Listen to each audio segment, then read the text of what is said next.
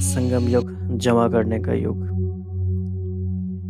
जितना गहरी राज की बात यह है कि परमात्मा कौन है, भगवान कौन है, दुनिया में जानना जितना मुश्किल है, उतना ही ये समझना भी मुश्किल है कि ये कौन सा समय चल रहा है और इस समय का महत्व क्या है।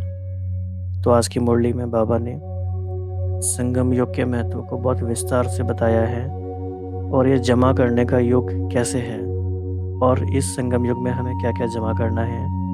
तो इन सारी बातों की स्पिरिचुअल इकोनॉमिक्स आज की मुरली से हमें पता चलेगी। तो आज हम पहले मुख्य मुख्य बात देख लेते हैं बाबा ने क्या क्या बताया है।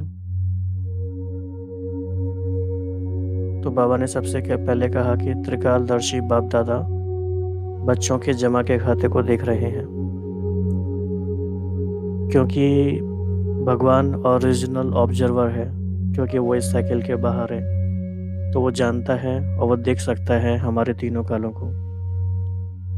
तो बाबा हमारे सारे जमा के खातों को चेक करते रहते हैं और उसके अकॉर्डिंग हमें शिक्षाएं देते हैं। तो बाबा ने सबसे पहले हमें ये याद दिलाया, ये स्मृति दिलाई कि सारे कल्प में जमा करने का यही समय है। इस बात पे हमें फोकस करना है। क्या भक्ति का समय जमा करने का नहीं था? क्यों बाबा कह रहे हैं कि सिर्फ संगम योग ही जमा करने का है? तो बाबा ने इसको एक्सप्लेन किया है कि ये भक्ति में क्या था कि अभी अभी कमाया, अभी अभी खाया। कमाई तो थी, लेकिन वो सिर्फ इतनी थी, इतना ही जमा होता था कि तभी कमाया और तभी खाया। वो भविष्य के लिए जमा नहीं होता था। तो ये काफ़ी इम्पोर्टेंट डिफरेंस है। और एक बात समझने की ये है कि संगम युग में ही भगवान का विधाता और वरदाता का पार्ट चलता है, या कहें चल रहा है। इसी समय संगम युग में, यानी पूरे कल्प भर के छोटे से समय में, परमात्मा का विधाता और वरदाता का पार्ट चलता है। और जब ये पार्ट चलता है तो क्या होता है? एक का पदम गुणा मिलता है। यह स्पिरिचुअल इकोनॉमिक्स यहाँ पे अप्लाई होती है। यहाँ जितना और उतना का हिसाब नहीं है, एक का पदम गुणा का हिसाब है। ये काफ़ी गहरी बात है समझने के लिए। अगर ये बात हमें समझ में आ जाए तो फिर हम समय की वैल्यू करने लग जाए अच्छी तरह से। बाबा ये इंश्योर करना चाहते हैं कि बात हमें समझ में आ रही है। तो बाबा कह रहे हैं कि ये अच्छी तरह से हिसाब जानते हो। क्या हिसाब जानते हो? एक का पदम गुणा। फिर बाबा ने कहा कि वर्तमान में स्वराज्य अधिकारी बनना और भविष्य में विश्व राज्य अधिकारी बनना, इन दोनों का आपस में कनेक्शन है। इसीलिए विश्व के राज्य अधिकारी बनने के चैतन्य मॉडल अभी बन रहे हैं, यानी कि हम सभी बच्चे। तो वो हम अभी देख सकते हैं। एक बात बाबा ने और काफ़ी गहरी कही कि इस धोखे में नहीं रह जाना कि हम अंत में संपूर्ण बन जाएंगे। ये एक माइंड की टेंडेंसी होती है कि वो कुछ चीज़ों को टालते रहता है। तो बाबा ने कहा ये धोखा है, इस धोखे में नहीं रह जाना। फिर बाबा ने कहा कि आप अभी जमा तो कर रहे हो, लेकिन कहीं ऐसा तो नहीं हो रहा है कि अभी भी कमाया और खाया? अगर ऐसा ही कर रहे हो तो जमा क्या हुआ? ये एक्चुअली आज की मुरली का बहुत इम्पोर्टेंट पॉइंट है चेकिंग के लिए। तो इसको हम आगे जब पढ़ेंगे तो बहुत ध्यान से समझेंगे। बाबा कह रहे हैं कि अमृत वेला भी किया, मुरली पढ़ी, क्लास में गए, सब कुछ हुआ। तो हो सकता है कि सिर्फ उससे उतना ही हो रहा हो कि वर्तमान तो अच्छा बन रहा है, वर्तमान में आनंद है, खुशी है, मज़ा आ रहा है, सब कुछ अच्छा है। लेकिन हो सकता है कि वो इतना नहीं है कि भविष्य में जमा भी हो रहा है। तो ये एक सोचने वाली बात है। तो किस स्पीड में चल रहे हैं ये चेक करना है। तो बाबा के 2-3 बड़े फेवरेट वर्ड्स हैं, ये स्पीड है और परसेंटेज है। तो बाबा ने फिर कहा कि चल तो रहे हैं, लेकिन चीटिंग की चाल से चल रहे हैं या रॉकेट की चाल से चल रहे हैं। बाबा ने यहाँ पे एकदम एक्सट्रीम कॉन्ट्रास्ट की बात की है। अब आप सोचो कि दोनों ही स्थिति में कहा तो ये जाएगा कि चल रहे हैं, लेकिन फ़र्क कितना है? एक है चींटी की चाल, एक है रॉकेट की चाल। तो बहुत ईमानदारी से अपने दिल पे हाथ रख के हम पूछें कि हमारे पुरुषार्थ की स्पीड इस समय चींटी वाली है या रॉकेट वाली है या इसके बीच में कहीं है। हमें सिर्फ इस बात में खुश नहीं होना है कि हम चल तो रहे हैं, क्योंकि स्पीड अगर कम है तो पहुंच नहीं पाएंगे। तो स्पीड एंड परसेंटेज बाबा के ये काफ़ी फेवरेट टर्म्स हैं। बाबा ने फिर एक बहुत अच्छा एग्जाम्पल दिया, और देखो बाबा का कितना कंसर्न है हम बच्चों के लिए। बाबा हमें इतने एग्जाम्पल देते हैं कि बाबा सोचते हैं बच्चों को समझ में आ जाए बात। ऐसा ना हो कि मैंने इनको समझाया तो पर ये समझे ना। तो बाबा ऐसे ऐसे एग्जाम्पल देते हैं जो हर एक समझ सकता है। तो बाबा ने कहा कि देखो, मान लीजिए आपका कोई बैंक अकाउंट हो, आप उसमें 5 रुपये जमा करो या 500 रुपये जमा करो। दोनों केसेस में कहा जाएगा जमा तो हुआ, लेकिन कहाँ 5 रुपये कहाँ 500 रुपये, राइट। तो जमा तो किया, लेकिन कितना किया, तो ये कितना वाली बात भी इम्पोर्टेंट है। तो सारी बातें समझा के बाबा फिर कहते हैं हमेशा की तरह, समझा क्या करना है, क्योंकि ये समझना ही ज़रूरी है। तो इसको समझने के लिए आज की मुरली को विस्तार पूर्वक पढ़ेंगे। तो आप सबके पास डायरी पेन तो आप रखते ही होंगे मुरली सुनते पढ़ते समय, क्योंकि कुछ कुछ बातें हमें जब माइंड में आती हैं तो हमें तुरंत नोट करनी चाहिए, बाद में उतनी बातें याद नहीं रहती। तो आज हम क्या क्या देखने वाले हैं इसमें। बाबा ने आज ये भी बताया है कि जमा करने का युग है, राइट, लेकिन कौन कौन से खाते में जमा करना है। तो ये बाबा ने कुछ खाते बताए हैं, कुछ अकाउंट्स के प्रकार हैं। इसके अलावा बाबा ने ये बताया कि संगम युग का और क्या महत्व है, इसको कौन कौन से नाम बाबा ने आज की मुरली में दिए हैं, उनको भी हम देखेंगे। तो इस तरह से आज की मुरली की शुरुआत करेंगे।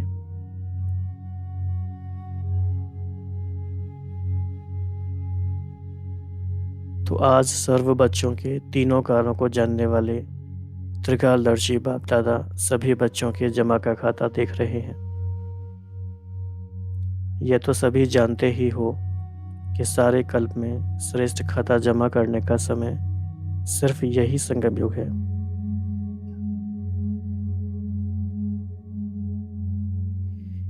ये बातें इस तरह की बातें हैं कि शायद हमें बुद्धि के लेवल पे समझ में तो आ जाए, क्योंकि ये इन्फॉर्मेशन या नॉलेज की बातें पता तो है हमें, लेकिन हमारा पर्पज़ है आज की मुरली के थ्रू कि हमारी ये बात रियलाइजेशन में आ जाए, महसूसता में आ जाए और अनुभव में आ जाए। तो बाबा ने आगे कहा कि छोटा सा युग है और छोटी सी जीवन है। एक तो जीवन का कोई भरोसा नहीं है और छोटा सा युग है, लेकिन इस जीवन की विशेषता है जो अब ही जितना जमा करने चाहे वह कर सकते हैं। जितना जमा करने चाहे वह कर सकते हैं, लेकिन इसमें कंडीशन क्या अप्लाई होगी कि उतने दिन हम इस शरीर में रहें भी तो, क्योंकि जमा तो तभी करेंगे ना जब इस शरीर में रहेंगे। तो इस समय के श्रेष्ठ खाते के प्रमाण पूज्य पद भी पाते हो और फिर पूज्य सो पुजारी भी बनते हो। तो इस समय के श्रेष्ठ कर्मों का, श्रेष्ठ नॉलेज का, श्रेष्ठ संबंध का, श्रेष्ठ शक्तियों का, श्रेष्ठ गुणों का सब श्रेष्ठ खाते अभी जमा करते हो।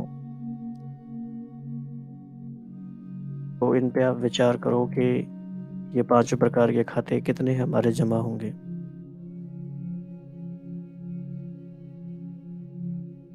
कितना हमने श्रेष्ठ कर्मों का खाता जमा किया है, कितना हमने श्रेष्ठ नॉलेज का खाता जमा किया है, श्रेष्ठ संबंध का, परमात्मा से सर्व संबंध का, उनसे मिली हुई सर्व शक्तियों का और सर्व गुणों का। तो ये सारा सार है।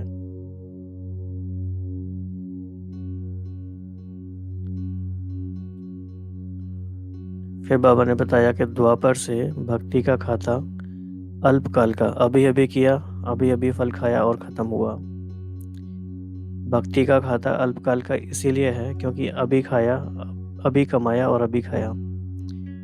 जमा करने का अविनाशी खाता जो जन्म जन्म चलता रहे, वह अविनाशी खाते जमा करने का समय अभी है। ये कितनी बड़ी बात है, क्योंकि आजकल इन्वेस्टमेंट के लिए दुनिया में कितने बुद्धिजीवी लोग, कितने इंटेलेक्चुअल लोग कितना माथा मारते हैं, कितनी उसके लिए वो अंडरस्टैंडिंग डेवलप करते हैं, कितनी पढ़ाई करते हैं, कितनी स्ट्रैटेजी बनाते हैं, कितने तरीके बनाते हैं, सिर्फ किस लिए? इस जन्म में इन्वेस्टमेंट करने के लिए, जिसका कि भी उनको पता नहीं है कि क्या उसका फल लेने के लिए वो जीवित भी रहेंगे कि नहीं रहेंगे। तो लेकिन समझदारी इस बात में है कि हम अविनाशी खातों को जमा करें और विनाशी खातों के पीछे टू मच टाइम और एनर्जी इन्वेस्ट ना करें। इसीलिए इस श्रेष्ठ समय को पुरुषोत्तम युग या धर्म युग कहा जाता है, परमात्मा अवतरण युग कहा जाता है,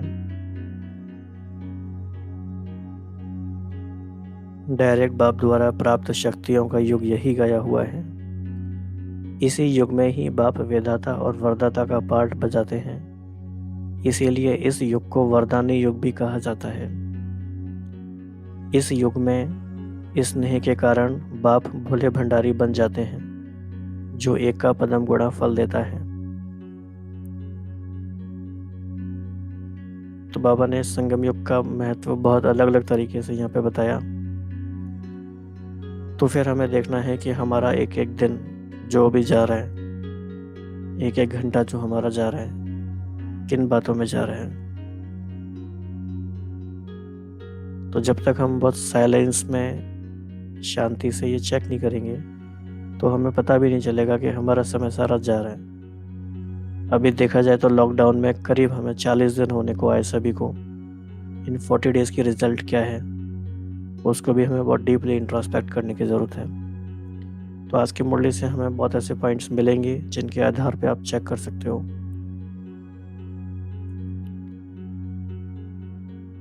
तो एक का पदम गुणा जमा होने का विशेष भाग्य अभी ही प्राप्त होता है, और युगों में जितना और उतना का हिसाब है। तो एक तरह से ये संगम युग पे स्पेशल स्कीम है, और जब किसी स्कीम का टाइम होता है तो हमें तभी ही वो यूज़ करनी होती है। उसका समय निकलने के बाद फिर वो स्कीम ख़त्म हो जाती है, विड्रॉ हो जाती है या लैप्स हो जाती है। तो अभी है हमारे पास मौका ये, और कितने समय तक रहेगा नोबडी नोज। हो सकता है बहुत कम समय के लिए हो। तो अंतर हुआ ना, क्योंकि अभी डायरेक्ट बाप वर्षे और वरदान दोनों रूप में प्राप्ति कराने के निमित्त है। भक्ति में भावना का फल है और अभी वर्षे और वरदान का फल है। तो वर्षे में और वरदान दोनों में फ़र्क होता है। वर्षे में और वरदान में क्या फ़र्क है, इस बारे में आप चिंतन कर सकते हैं।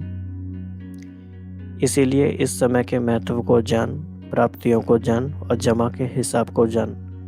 त्रिकालदर्शी बन हर कदम उठाते रहते हो। तो देखो ये कितना अच्छा प्रश्न है बाबा ने पूछा है। हर कदम उठाने के समय क्या क्या कंडीशंस हैं?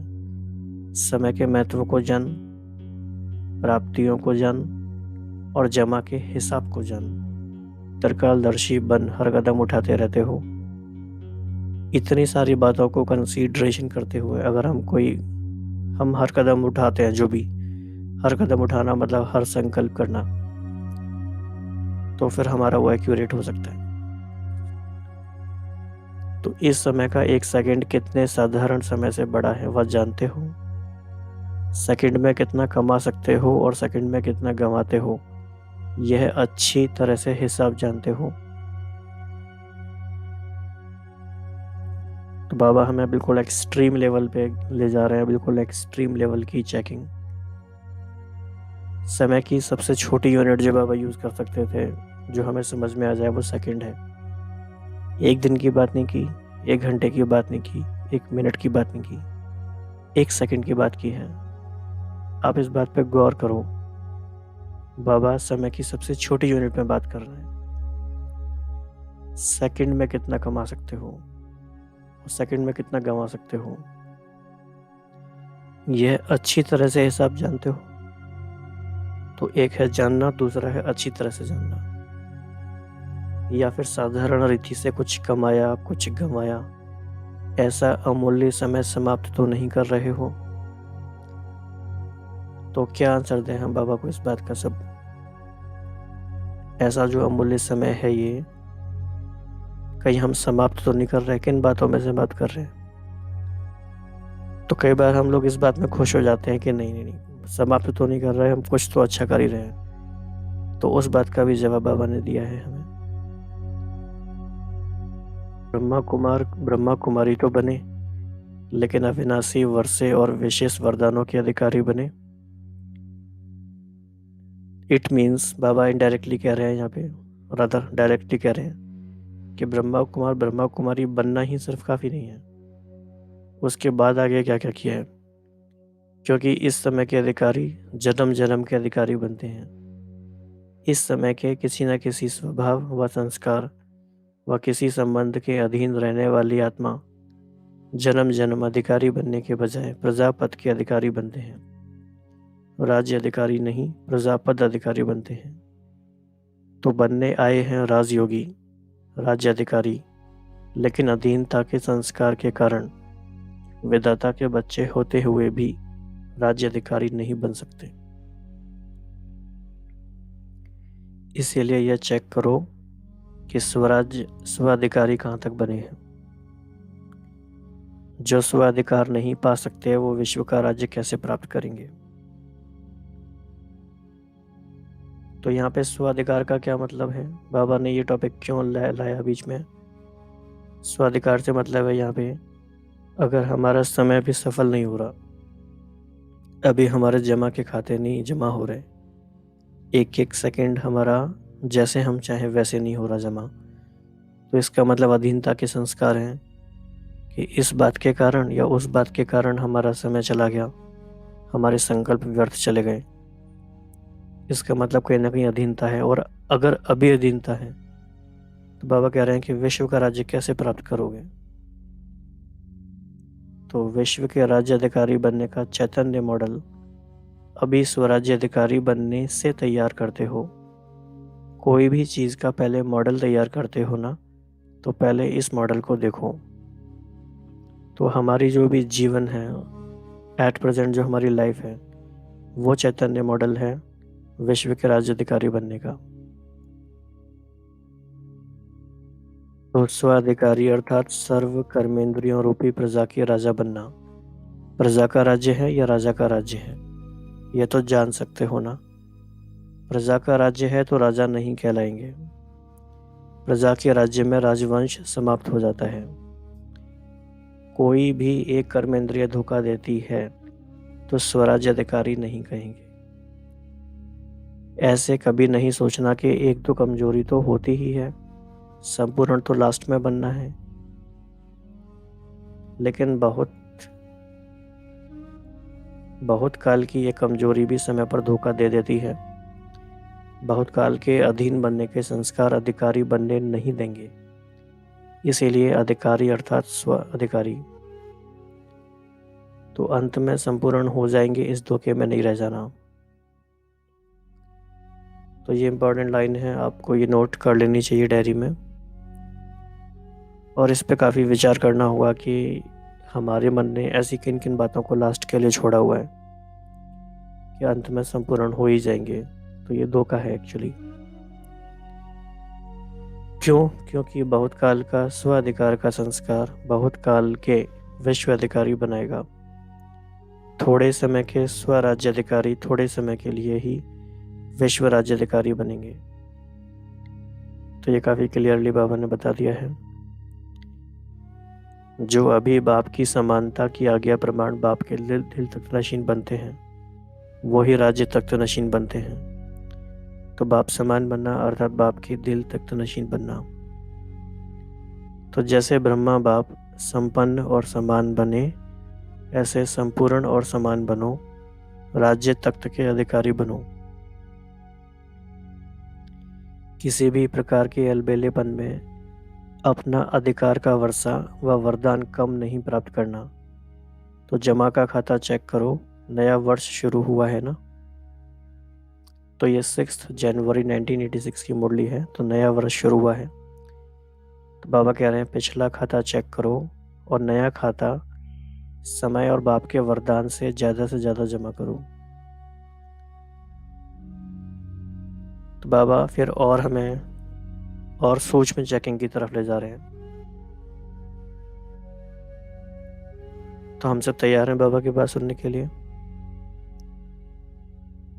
ओके, तो क्या कहते हैं बाबा? सिर्फ कमाया और खाया, ऐसा खाता नहीं बनाओ। क्या मीनिंग है इसका? ध्यान से समझना ये बात। अमृत वेले योग लगाया, जमा किया, क्लास में स्टडी कर जमा किया, और फिर सारे दिन में परिस्थितियों के वश व माया के वार के वश व अपने संस्कारों के वश जो जमा किया वह युद्ध करते विजयी बनने में खर्च किया। तो रिजल्ट क्या निकली? तो ये काफ़ी गहराई से समझने की बात है।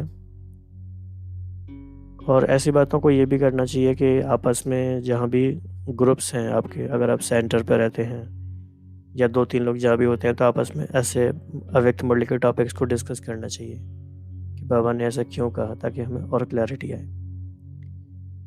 तो बाबा यहाँ कहना चाह रहे हैं कि मान लीजिए आपने अमृत वेला किया, लेट से आपको एनर्जी मिली या आपके पॉइंट्स जमा हुए 20, आपने क्लास में गए, आपके पॉइंट्स जमा हुए 30, आपने शाम को भी योग किया 40, 10 पॉइंट्स और हो गए, 50 पॉइंट्स जमा हुए।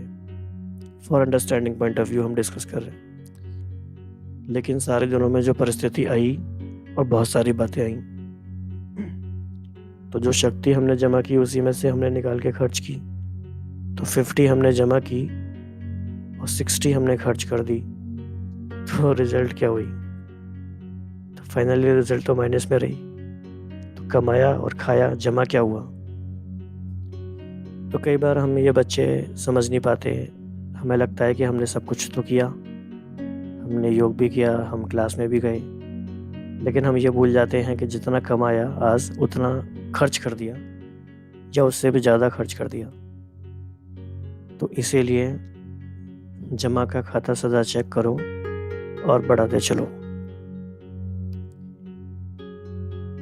बाबा ने फिर ऐसी चार्ट की बात की है। ऐसे ही चार्ट में सिर्फ राइट नहीं करो। कई बार है ना, हम टिक करते हैं, अमृत वेला किया, हाँ जी हो गया, क्लास में गए, हाँ जी हो गया, ये किया, हाँ जी हो गया, कर्मणा सेवा हुई, हो गया। तो ये चार्ट रखना, ये तो बच्चों का खेल है, बिल्कुल ऐसे नहीं करना है हमें। तो बाबा कह रहे हैं कि ऐसे ही चार्ट में सिर्फ राइट नहीं करो, क्लास किया, हाँ, योग किया, नो। लेकिन जैसे शक्तिशाली योग समय के प्रमाण होना चाहिए वैसे रहा। समय अच्छा पास किया, बहुत आनंद आया, वर्तमान तो बना, लेकिन वर्तमान के साथ जमा भी किया। ये बहुत सूक्ष्म चेकिंग के पॉइंट्स हैं। हो सकता है हमें उस समय योग में बहुत मज़ा आया, पर फिर भी ये ज़रूरी नहीं है कि भविष्य जमा हुआ। इसके लिए कितना पावरफुल योग भी चाहिए। तो इतना शक्तिशाली अनुभव किया, चल रहे हैं, सिर्फ यह चेक नहीं करो। तो बाबा फिर बता रहे हैं, किसी से भी पूछो कैसे चल रहे हो, तो कह देते हैं बहुत अच्छे चल रहे हैं, लेकिन किस स्पीड में चल रहे हैं यह चेक करो। चींटी की चाल चल रहे हैं व रॉकेट की चाल चल रहे हैं। तो ऐसी बातें आपको एक्चुअली दिल में तीर की तरह चुभ जानी चाहिए। और आपको अगर इस बात से कोई फ़र्क नहीं पड़ता है तो ये बहुत डेंजरस सिचुएशन है आपके लिए। इससे बहुत फ़र्क पड़ना चाहिए। अगर हमें स्पीड पे ध्यान नहीं है कि हम किस स्पीड से चल रहे हैं, तो हम कभी भी पहुंच नहीं पाएंगे जो लक्ष्य बाबा ने हमें दिया है उस पर। तो ये हमें फोकस करना है, स्पीड हमारी क्या है। चलना सिर्फ काफ़ी नहीं है। चींटी की चाल से तो नहीं चल रहे हैं, या रॉकेट की चाल है। तो रॉकेट की चाल क्या होती है और चींटी की चाल क्या होती है, इस पे भी आपस में हमें डिस्कस कर सकते हैं। तो इस वर्ष सभी बातों में शक्तिशाली बनने की स्पीड को, परसेंटेज को चेक करो। कितनी परसेंटेज में जमा कर रहे हो। ₹5 भी कहेंगे जमा हुआ, ₹500 भी कहेंगे जमा हुआ। जमा तो किया, लेकिन कितना किया? तो समझा क्या करना है। तो आप देखो कि बाबा के एग्जाम्पल्स ही हमें अगर सिर्फ याद रहें, चींटी और रॉकेट, ₹5 और ₹500, तो भी हम बार बार अपने अच्छे से चेकिंग कर सकते हैं कि सिर्फ चलना और सिर्फ जमा करना काफ़ी नहीं है, लेकिन स्पीड और परसेंटेज। तो बाबा ने चींटी वाली बात से बताई स्पीड, और रुपए वाली बात से बाबा ने बताया परसेंटेज।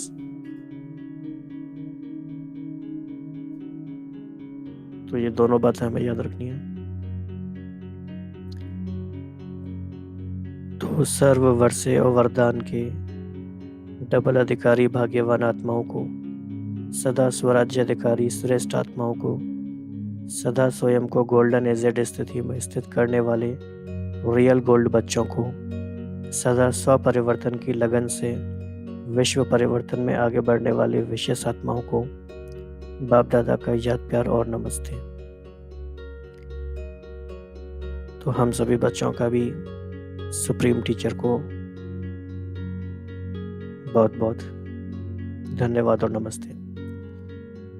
और आज की मुरली का वरदान है, शुभ चिंतन और शुभ चिंतक स्थिति के अनुभव द्वारा ब्रह्मा बाप समान मास्टर दाता भव। ब्रह्मा बाप समान मास्टर दाता बनने के लिए ईर्ष्या, घृणा और क्रिटिसाइज, इन 3 बातों से मुक्त रहकर सर्व के प्रति शुभ चिंतक बनो और शुभ चिंतन स्थिति का अनुभव करो। क्योंकि जिसमें ईर्ष्या की अग्नि होती है वे स्वयं जलते हैं, दूसरों को परेशान करते हैं। घृणा वाले खुद भी गिरते हैं, दूसरों को भी गिराते हैं। और हंसी में भी क्रिटिसाइज करने वाले आत्मा को हिम्मतहीन बनाकर दुखी करते हैं। इस पॉइंट पर बहुत फोकस करने की ज़रूरत है। कई बार क्रिटिसिज्म का जो संस्कार होता है हंसी में, वो नहीं जाता इजीली, लेकिन दूसरी आत्माओं को दुख देते रहते हैं। इसीलिए इन 3 बातों से मुक्त रहकर शुभ चिंतक स्थिति के अनुभव द्वारा दाता के बच्चे मास्टर दाता बनो। ये टोटल सार है बहुत सारी बातों का, शुभ चिंतन और शुभ चिंतक स्थिति। और स्लोगन है, मन बुद्धि और संस्कारों पर संपूर्ण राज्य करने वाले स्वराज्य अधिकारी बनो।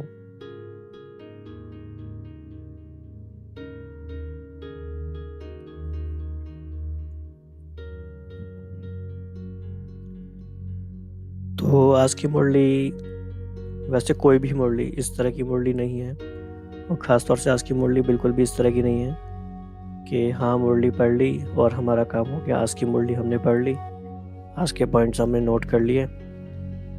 आज की मुरली पढ़ने के बाद, सुनने के बाद आज का काम शुरू होता है। और आज की मुरली को हमें पूरा ही दिन देना है, पूरे ही दिन इस बातों पे ही चिंतन करना है, बाबा ने जो कहा। इसके अलावा हमारा ध्यान कहीं भी नहीं जाना चाहिए। पूरी टोटल इसी बात में चेकिंग करना है, इसी बात में प्लानिंग करना है, इसी ही बात में सब कुछ करना है। इस संगम योग जो जमा करने का योग है, और जो हमारा बाबा ने कहा कि हिसाब किताब को जानते हो, इस हिसाब किताब को ही हमें फोकस करना है। हमारा समय कहाँ जा रहा है, हमारे संकल्प कहाँ जा रहे हैं, ओवरऑल हमारी लाइफ कहाँ जा रही है, अब तक कहाँ गई है, और बाकी बचा हुआ समय कहाँ जाएगा हमारा। तो ओवरऑल स्पिरिचुअल अकाउंटिंग आज हमें अपनी करनी है। बाबा ने जितने भी पॉइंट्स बताए, बाबा ने जितने भी प्रश्न पूछे हैं खास तौर से, उनको हम फोकस करके अपनी चेकिंग कर सकते हैं। तो ये मुरली का PDF आपको मिल जाएगा टेलीग्राम चैनल में या व्हाट्सएप में, जो भी लोग हैं। तो सारे प्रश्नों पे फोकस करके चेकिंग करते रहेंगे। तो बाबा ने जैसे पहला प्रश्न पूछा कि त्रिकालदर्शी बन के हर कदम उठाते रहते हो, सारी बातों को, महत्व को जान। तो ये भी हमें चेकिंग करना है, कितना गवाते हैं और कितना कमाते हैं, समय हमारा कहाँ जा रहा है।